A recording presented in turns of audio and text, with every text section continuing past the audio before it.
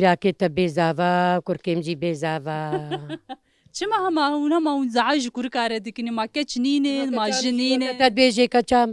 بهما ون قدري كركا دقرين ونابع ساما ناكن ما نوك هبن چما وان شفتو جدا دكن نصيبة كيف رفسر هر كسيفة ببي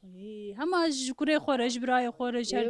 ونابيجين كتشما هنا بدلي وبدي ويا لا مثلا يكا بلي والله تقولوا تخوازي ناخذ شو تخوازي نا مثلا نية كنت زاني مثلا ونشقد عاد كين وندبي خدي برايو بيلي خدي كوركي بديوا خدي نزاتش هما كورك هما كتش الكومان كركي الحيفية وقتي جو كركي من نبي وين من نتال مكن وبهر دركبا زارو كيم جيه كي خوكن كتشكيم جيه تشن من مراسي كركيم هابي قبيقرم انا فيش من ديك انا راسها مثلا ونشقاس قدر بدن كتشا ونقدر بدن خوا اديد جواك ده او يجي ببن خدي قوتين او ببن خدي ناسامه ولو خدي دركبن كتشكا فقيرين دليكي كتشكا فقيرين وش يا والله من فقيرين ام تيرا وهنا ناخذنا فقيرين ما يحش كركي خوكر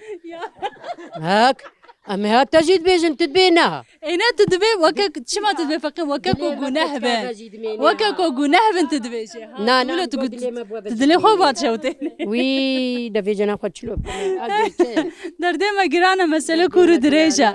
اما حوجي ون جداهية نخنا بركة شو كوري خو ولويا والله وبتايبتي ون جن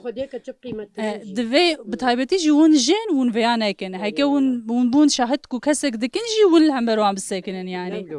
أري هذه والله دفي قدري وابقي يعني جني وجن خلاص بكي كتشقه الدنا ما كركلو ولويا والله ولويا